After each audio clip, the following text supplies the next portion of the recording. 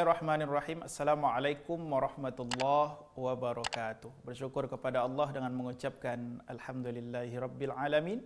Salawat kepada Nabi Muhammad. Allahumma salli ala sayyidina Muhammad wa ala ali sayyidina Muhammad. Sahabat Quran yang dimuliakan Allah Subhanahu wa taala. Alhamdulillah pada kesempatan ini Allah perjumpakan kita kembali. Insya-Allah pada pertemuan ini, pada sesi ini kita akan membahas salah satu kalau kita lihat banyak pertanyaan di komen-komen YouTube itu, Ustadz kapan mau dibuat video pembahasan makhorijul huruf dan sifat huruf. Maka insya Allah pada sesi ini, pada pertemuan ini kita akan membahas tentang makhorijul huruf, yaitu berbicara tentang atau membahas tempat-tempat keluar huruf. Terlebih dahulu kita akan fahami sedikit sebelum masuk kepada bab atau pembahasan inti dari makhorijul huruf. Makhorijul huruf itu terambil dari kata-kata khoroja, ya, khoroja. Terambil dari kata-kata khoroja, khoroja artinya keluar, ya. Kemudian dijadikan ia menjadi isim makan, ya, isim makan, maka ia akan menjadi kata-kata makhraj. Makhraj. Kemudian dibuat ia menjadi jamak, ya, jamak dari kata makhraj adalah makhorij. Makhorij. Ini. Maka makhorijul huruf, makhorijul huruf. Maka ini khoroja keluar, tempat keluar, ini tempat-tempat keluar. Jamak bentuk banyak dari makhraj atau artinya adalah tempat-tempat keluar. Apa itu? Yaitu huruf-huruf al-huruf, yakni huruf hijaiyah, ya. Yaitu tempat-tempat keluar huruf hijaiyah. Ini yang akan insyaallah kita bahas, ya, pada sesi ini insyaallah. Kemudian apa sih pentingnya kenapa kita harus mengetahui makhorijul huruf? Apa pentingnya kita mengetahui makhorijul huruf, tempat-tempat keluar huruf? Karena ketika kita membunyikan huruf-huruf hijaiyah, ketika salah tempat keluar huruf, ya, salah tempat keluar huruf, maka ia akan merusak bangunan kalimat itu sendiri, ya. Dan ketika rusak bangunan kalimat, maka ia akan merusak makna ayat. Dan ketika rusak makna ayat, maka tak sesuai lagi dengan yang dikehendaki Allah Subhanahu wa taala. Kita ambil satu contoh, ya. Kenapa kita harus mempelajari makhorijul huruf? Apa pentingnya makhorijul huruf? Contoh sering kita lihat, ya, apalagi ayat, ya, ayat yang sekarang ini populer di bulan Ramadan ini, yaitu Al-Baqarah 185 yang berbicara tentang Allah menurunkan Al-Quran di bulan Ramadan. Akhir ayatnya berbunyi la'allakum tashkurun.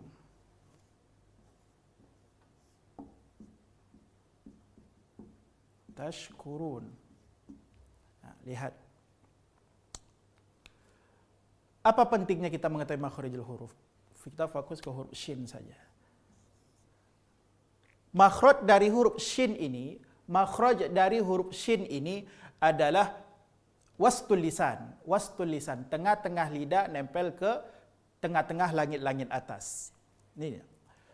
Ketika kita tidak memberikan pada makhrajnya, ya, tidak keluar pada makhraj tengah-tengah lidah, maka sebahagian dari kita membacanya menjadi taskurun. Lihat. Ketika tertukar huruf shin menjadi huruf sin, ini adalah disebabkan apa? Karena tidak faham tempat keluar huruf. Kalau shin tempat keluar hurufnya adalah tengah lidah, sedangkan huruf sin tempat keluar hurufnya adalah ujung lidah. Maka ketika orang salah menyebutkan tashkurun menjadi taskurun, mereka itu karena enggak faham tempat keluar huruf itu. Maka ketika rusak atau salah tempat keluar huruf, lihat rusak bangunan yang seharusnya terambil dari kata-kata syakaro, berubah menjadi sakaro. Rusak bangunan kalimat. Dan ketika rusak bangunan kalimat ini, ya, sahabat Quran yang dimuliakan Allah, maka dia akan merusak makna ayat. Merusak makna ayat. Yang seharusnya artinya la'allakum tashkurun pakai huruf shin syakara, mudah-mudahan kamu menjadi orang yang bersyukur. Kenapa? Karena Allah turunkan Al-Quran menjadi hudan, menjadi furqan. Akan tetapi ketika tertukar makharijul huruf maka rusak. Jadi taskurun, mudah-mudahan kamu menjadi orang yang mabuk. Itu lihat. Ketika salah makharijul huruf maka akan merusak makna ayat. Dan ketika sudah rusak makna ayat, rusak makna ayat, maka otomatis akan tak sesuai lagi dengan yang dikehendaki Allah Subhanahu wa taala. Yang seharusnya ini artinya adalah positif, tertukar hurufnya menjadi negatif. Maka ini bahaya, tidak boleh terjadi, dan kesalahan-kesalahan ini adalah kesalahan jali yang dapat merusak makna ayat. Enggak boleh terjadi. Ya. Makharijul huruf sudah, kemudian pentingnya makharijul huruf, kemudian yang ketiga, sebelum kita masuk kepada pembahasan yang ketiga, ulama yang mempelajari ilmu tajwid berbeda pendapat tentang jumlah dari makharijul huruf itu berapa. Ya, makhraj am, ya, makhraj secara umum ada 5, ya, secara umum ada 5. Yang pertama namanya al-jauf. Ini makhraj secara umum, ya. Makhraj secara umum belum dirincikan ada 5. Yang pertama namanya al-jauf, yang kedua namanya adalah al-halaqa. Al-halaqa. Kemudian yang ketiga namanya adalah al-lisan. Al-lisan. Kemudian yang keempat namanya asy-syafatain.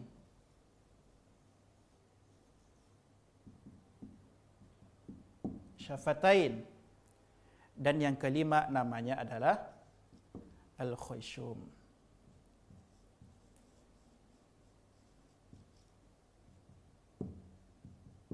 Al-khayshum. Ini adalah 5 makharijul huruf secara umum, dan masing-masing ini nanti ada bahagian-bahagiannya, ya. Maka secara keseluruhan makhraj khas namanya makhraj khas dari yang 5 umum ini berjumlah nanti 17. Maka ini adalah makhraj secara am, secara umum, ya, makhraj secara umum.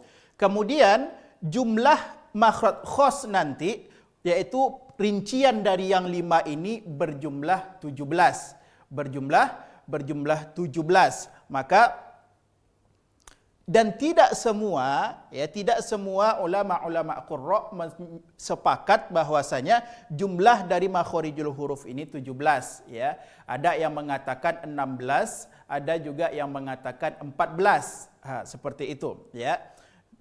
Nanti akan kita nampak satu persatu ketika kita telah masuk kepada membahas satu persatu dari makharijul huruf ini, ya.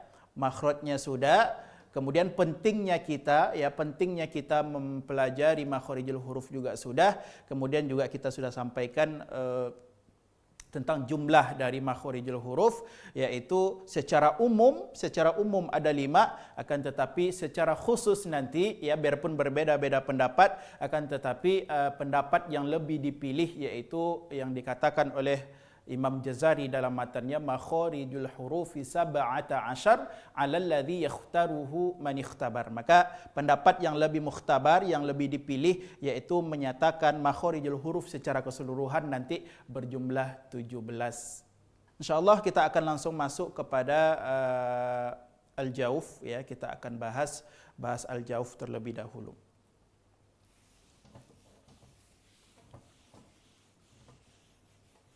Sahabat Quran yang dimuliakan Allah Subhanahu wa taala, kita bahas satu persatu dari 5 makhraj secara am atau umum tadi. Ada 5. Insyaallah pada bab makharijul huruf ini akan kita jelaskan satu persatu dari yang 5 tadi. Baik, yang pertama makharijul huruf itu namanya al-jauf. Apa al-jauf itu?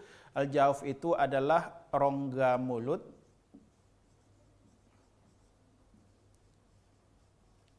dan rongga tenggorokan.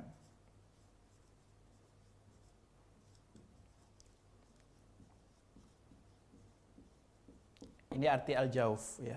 Al-jauf adalah rongga mulut dan rongga tenggorokan. Apa maksudnya? Yaitu huruf-huruf yang keluar hanya dari rongga mulut dan rongga tenggorokan. Maka perlu saya sampaikan di awal ya, maka setiap satu dari huruf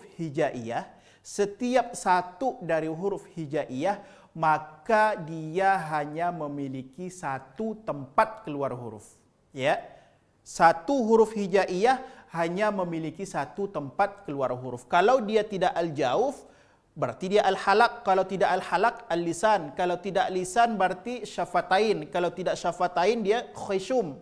Maka tidak ada nanti huruf yang ketika contohnya keluar dari tenggorokan, dia juga akan keluar dari khayshum, tidak ada. Ya, ada huruf nanti yang keluar dari lisan, tapi keluar juga dari syafatain, tidak ada.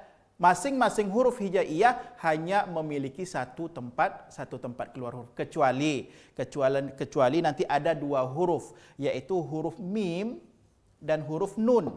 Ini mim dan nun ini pengecualian saja, dia otomatis dua huruf ini akan juga keluar dari rongga hidung atau al-khayshum. Hanya dua huruf ini.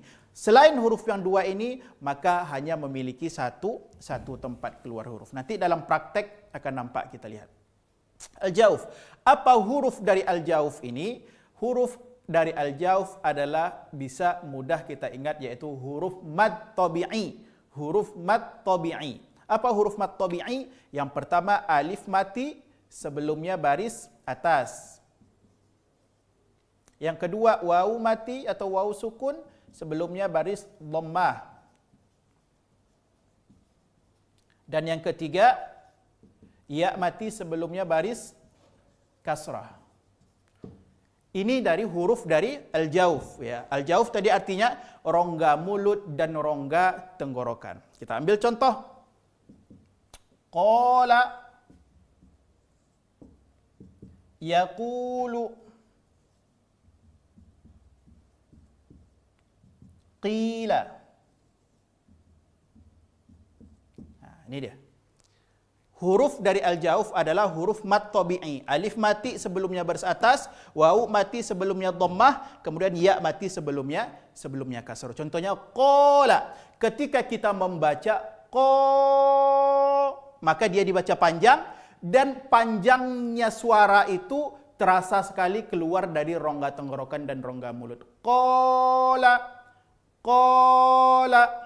Kita baca wawunya yaku, terasa keluar, yaku, terasa keluar dari rongga tenggorokan dan rongga mulut. Kemudian qila, qila, qi. Maka sepanjang huruf mad itu, panjangnya maka akan terasa keluar dari rongga mulut dan rongga tenggorokan. Kemudian apa sebahagian atau kesalahan dari kita? Ya, kesalahan dari kita dalam pengucapan al-jauf ini, sahabat Quran yang dimuliakan Allah. Ingat, arti dari al-jauf yaitu rongga mulut dan rongga tenggorokan. Kesalahannya di mana biasanya? Yaitu ketika penyebutan huruf mad ini masuk ke rongga khayshum atau rongga hidung. Kita contohkan. Ya, kita ambil contoh. A'udzu billahi minasyaitonir rajim. Ar-rajim.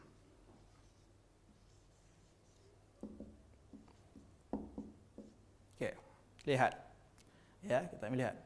Ini ada ya mati, sebelumnya baris bawah. Maka tempat keluarnya murni dari rongga tenggorokan dan rongga mulut. Kesalahannya apa? Biasanya masuk ke rongga hidung. Ya, maka orang yang mendengung-dengungkan atau mensengau-sengaukan suara ketika ngaji itu hati-hati karena merusak makharijul huruf, ya, merusak makharijul huruf. Contohnya, a'udzu billahi minasyaitonir rajim. Dia enggak boleh masuk ke hidung. Enggak boleh masuk ke hidung. Ar-rajim. Karena murni keluar dari ya ini, jim juga enggak masuk ke hidung, ya juga enggak masuk ke hidung karena huruf mad. karena keluar dari al-jauf, ya. Ar-rajim, kesalahannya biasanya ar-rajim. Itu akan merusak. Karena tadi di awal kita sampaikan satu huruf hanya memiliki satu tempat keluar huruf. Maka kalau sudah keluar dari al-jauf, jangan sampai keluar lagi dari al-khayshum. Karena nanti ada pula huruf yang keluar dari al-khayshum. Itu hati-hati, ya. Jangan sampai kita salah seperti ini. Alhamdulillahi Rabbil Alamin. Di sini lihat, dicontoh kata-kata al-alamin. Oke, alamin. Oke. Tetap ya, lihat ini lebih dalam prakteknya lebih sulit. Kenapa? Karena mim itu otomatis masuk ke hidung. Otomatis masuk ke hidung. Kesalahannya apa biasanya? Sampai ke iya-nya juga masuk ke hidung. Contohnya alhamdulillahi rabbil alamin. Termasuk iya-nya masuk ke hidung. Maka salah karena iya mati sebelumnya baris bawah, makhrajnya adalah al-jauf. Al-jauf enggak boleh masuk ke hidung.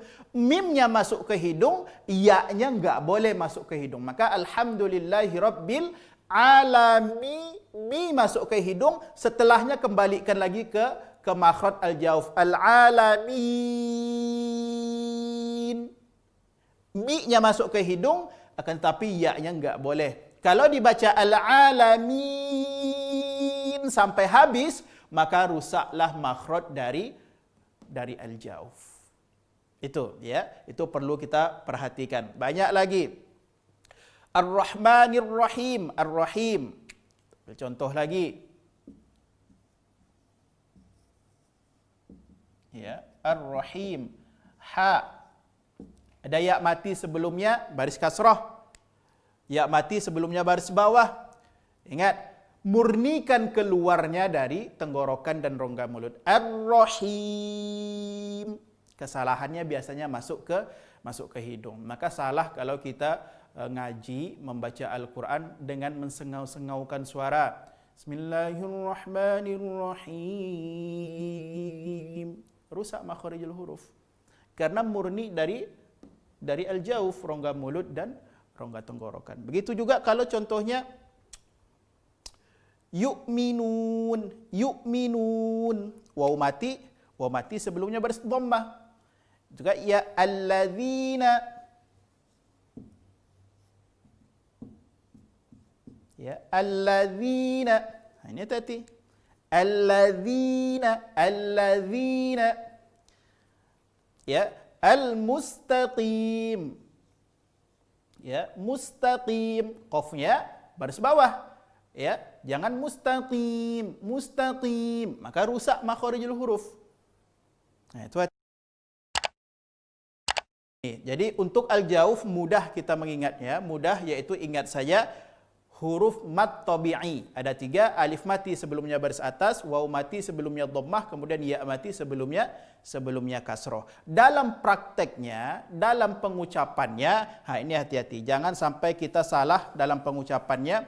Biasanya kesalahan sebahagian dari kita, penyebutan waw mati sebelumnya dhammah, ya mati sebelumnya kasroh, dan alif mati sebelumnya fathah itu biasanya masuk ke rongga hidung. Ya, enggak boleh. Karena akan merusak makharijul huruf. Baik. Selesai kita untuk al-jauf, ya, untuk al-jauf kita selesai, maka kita akan masuk kepada makhraj am yang kedua. Makhraj am yang kedua, ya.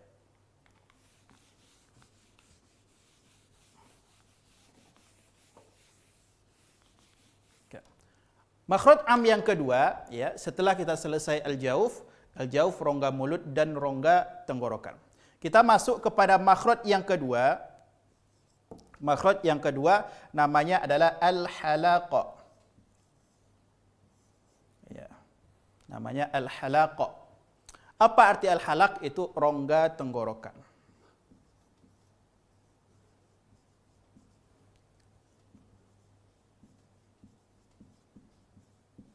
Oke, tenggorokan.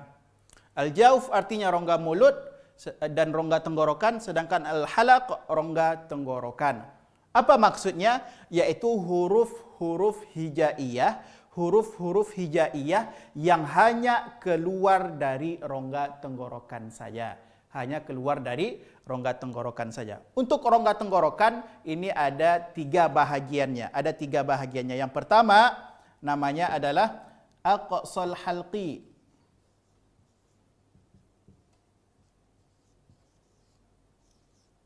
Aqsal halqi. Okey. Ini nanti ada tiga bagiannya. Yang pertama namanya aqsal halqi. Apa aqsal halqi? Yaitu pangkal tenggorokan. Mana pangkal tenggorokan itu ini? Yang bahagian dalam, yang paling dalam dari tenggorokan, yang paling jauh ke dalam itu pangkal tenggorokan. Apa huruf dari pangkal tenggorokan? Yaitu hamzah, kemudian ha, hamzah dan ha. Okey, ini kita praktekkan, kita latih dalam pengucapannya. Ya, yang pertama huruf ha, huruf hamzah dari pangkal tenggorokan. Iuba, iuba. Biasanya kesalahan sebahagian dari kita yaitu penyebutan hamzah masuk ke hidung juga. Makanya ada yang membaca a'udzubillah, a'uda, jangan a tapi a. A dia murni dari pangkal tenggorokan. Okey. Iuba, ani, na, jelas hamzahnya. Jangan enggak boleh masuk ke hidung. Jangan ani, na, enggak boleh. Karena dari tenggorokan, enggak boleh masuk ke khayshum atau rongga hidung. Sekali lagi. Iuba, ani, na, minal mu'nima, ani, gitu. Untuk melatih hamzah. Melatih hamzah jangan sampai masuk ke rongga hidung. Yang pertama, yang kedua huruf ha.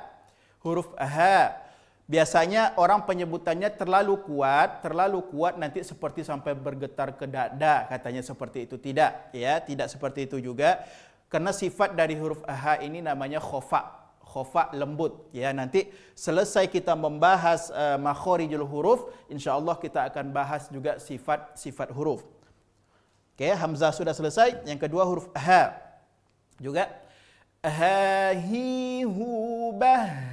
Nanti ada sifat hamas nama pada huruf ha. Ketika sukun dia harus mengalir, ya. Ha, hi, hu, bah. Hu, han, hani, hahna. Minal muhni, mahi, han, hani, ha. Nah, itu melatih huruf ha. Keluar dari aqsal halqi, keluar dari pangkal tenggorokan. Aqsa artinya pangkal, ya. Pangkal. Ya, aqsal halqi pangkal tenggorokan. Halak artinya tadi tenggorokan, ya. Sekali lagi hamzah dan ha. Iuba, ani, na, minal mu'nima, ani, ha setelahnya ha, hi, hu, bah. Hu, han, hani, hahna. Minal muhni, mahi, han, hani, ha.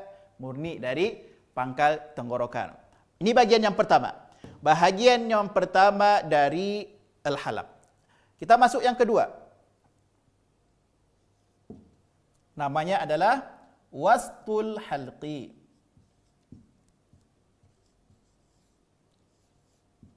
Wastul halqi. Ini aqsal halqi. Okay. Aqsa artinya pangkal, wastu artinya tengah. Ini tengah. Ya.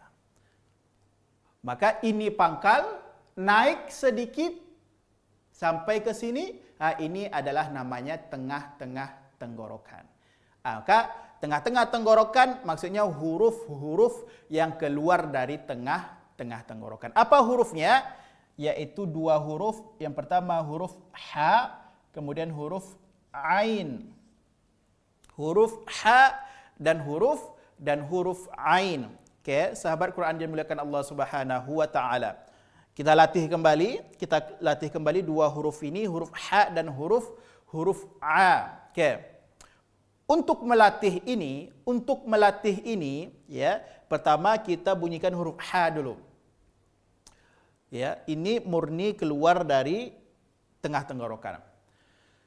Ha hi hu bah, ngalir ha. Ha hi hu bah. Hu han hani hahna, ngalir ha sukun. Hu han hani hahna. Minal muhni, ngalir ha-nya. Minal muhni mahihan haniha. Sekali lagi. Ha hi hu bah. Huhan hanihahna minal muhni mahihan haniha. Ini untuk huruf ha. Untuk huruf ha. Keluar dari tengah-tengah tenggorokan. Baik, yang kedua hurufnya yaitu huruf a. Huruf a. Oke, saya tekankan lagi. Satu huruf hijaiyah hanya memiliki satu tempat keluar huruf. Ya, satu huruf hijaiyah hanya memiliki satu tempat keluar huruf. Kesalahan kita biasanya penyebutan huruf a yaitu masuk ke hidung atau al-khayshum. Alhamdulillahi rabbil ke hidung, maka otomatis rusaklah makharijul huruf pada huruf ain. Ya. Dari segi makhraj huruf ha dan huruf a sama, ya.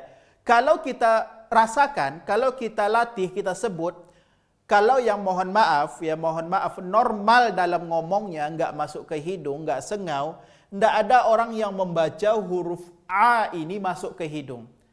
Membaca huruf ha ini masuk ke hidung. Ha enggak ada. Pasti normal keluarnya dari tenggorokan. Ha hi hu bah. Ha hi hu bah. Hu han hani hahna. Kalau normal, orangnya normal, dia enggak akan memasukkan huruf ha ke dalam hidung.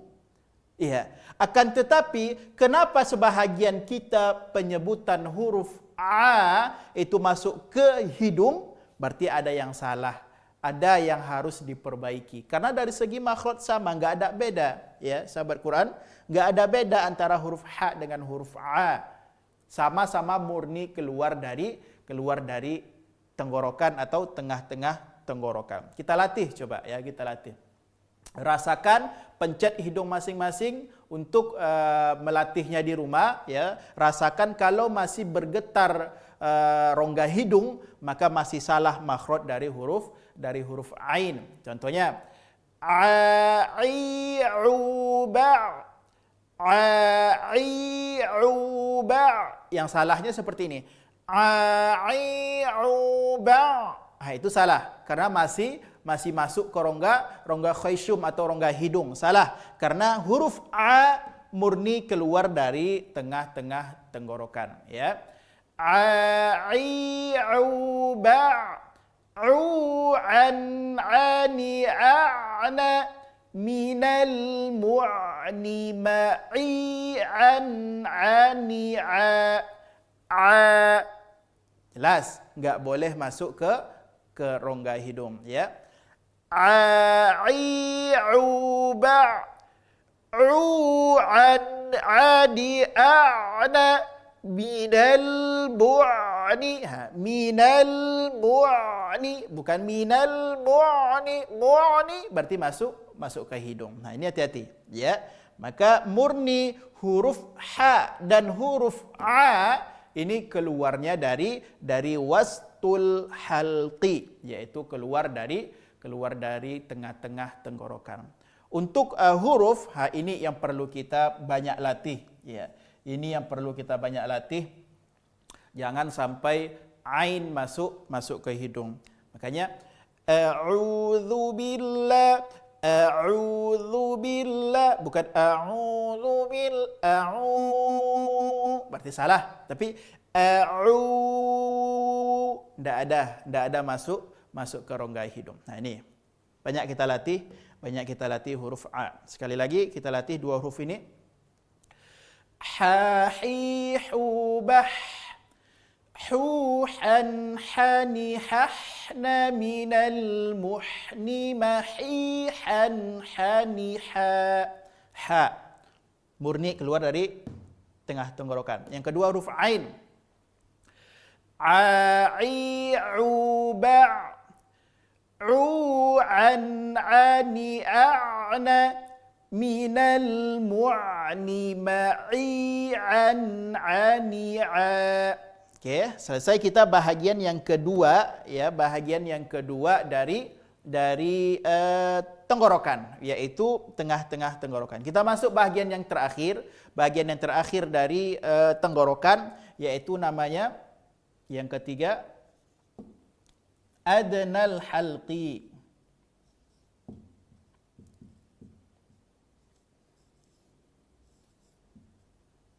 Adnal halqi. Apa adna artinya? Ujung. Ujung, ya. Aqsal halqi, pangkal tenggorokan. Wastul halqi, tengah-tengah tenggorokan. Adnal halqi, ujung tenggorokan. Ini pangkal tadi yang paling dalam, kemudian naik sedikit ke tengah-tengah tenggorokan, kemudian paling atas akhir dari tenggorokan, ini namanya adnal halqi atau ujung tenggorokan. Apa hurufnya? Ada dua, yaitu huruf kha dengan huruf gha. Ini dua hurufnya, huruf kha dan huruf gha. Hurufnya keluar dari ujung tenggorokan. Kita latih lagi dua huruf ini. Yang pertama huruf kha. Kalau 4 huruf di atas, a, ha, ha, a ini adalah huruf tipis, sedangkan yang dua ini kha dengan gha ini adalah huruf tebal, ya. Dalam sifat nanti bisa kita lihat. Kita latih huruf kha. Kha, khi, khu, ba, kuat. Kha.